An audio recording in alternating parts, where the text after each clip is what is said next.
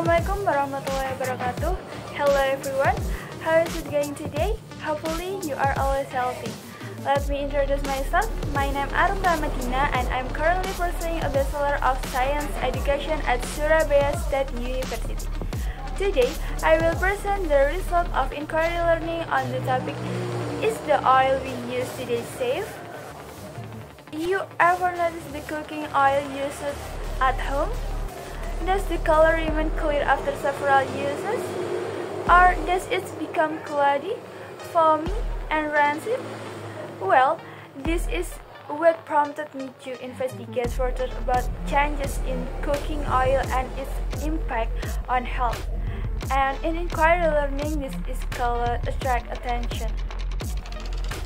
Everything starts with curiosity. From my curiosity, I tried to formulate a question.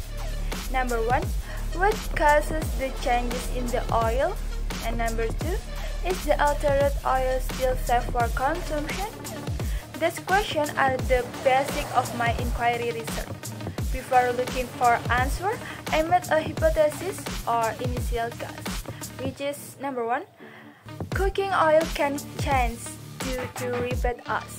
And number 2, oil that change color, smell, and foam are not safe for consumption. To prove my hypothesis, I collected data from various sources. I found a scientific journal that examines the quality of used cooking oil.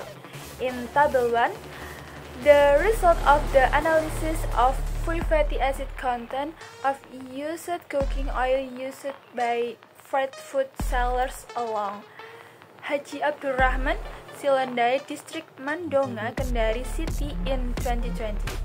So that of the 7 oil samples tested, there are only 2 that meet the requirement or quality standard worthy of consumption. It is known that the 2 oil samples were used 3 times fried. In Table 2, so the result of the cooking oil laboratory test that I conducted in my biochemistry practicum, which tests the peroxide content and free fatty acid in oil. In this test, I found surprising things where the peroxide number obtained was 86.02 kg, which is indicate the oil has experienced high oxidation. As for the free fatty acid of 0.21%, which is likely that the oil has begun the degradation. Furthermore, tables 3 and 4 show studies on the impact of used oil on rat liver organs. The test results show that oil that has been used repeatedly undergoes high oxidation and produces harmful substance. The data also show the more frequently the oil is used, the greater the impact on health. Once the data was collected, I began to analyze it. Some of the facts I found were, when the lipid test showed the peroxide number of the oil I tested was high, 86.02 kg, indicating that the oil had oxidized.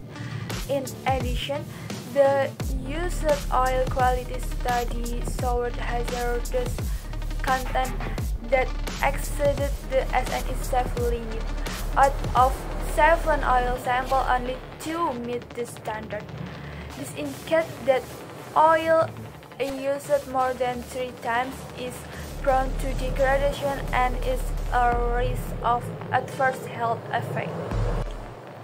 Next, to test the impact of used cooking oil on health, I found research on rat livers that showed liver damage, such as cloudy swelling, degradation to necrosis due to consumption of used cooking oil. In other words, the more frequently the oil is used, the more harmful it is to the body.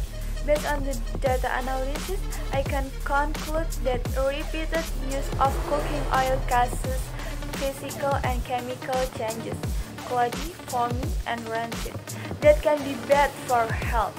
Therefore, knowing this, I am encouraged to pay more attention to the use of oil in my daily life, and I try to switch to healthier cooking methods such as boiling or steaming.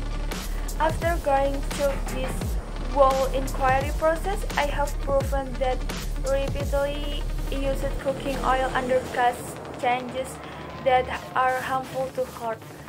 I not only asked why and how, but also proved it through experiment, research, and data analysis. This is why inquiry learning can make students deep learners. We don't just reserve information, but we experience it ourselves, seek answers with reveal evidence, and draw conclusions based on fact.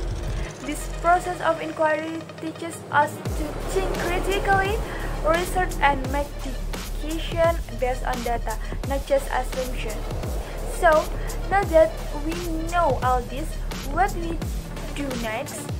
Are we going to keep using cooking oil over and over again without a second thought? Or will we start to be more conscious and wish about us? Inquiry is not just about finding answers, but also changing the way we see the world. So that's a little explanation of the inquiry process that I have done. Hopefully this story can inspire all of you. Maybe that's all I can say today. Thank you for your attention. Wassalamualaikum warahmatullahi wabarakatuh. See you next video.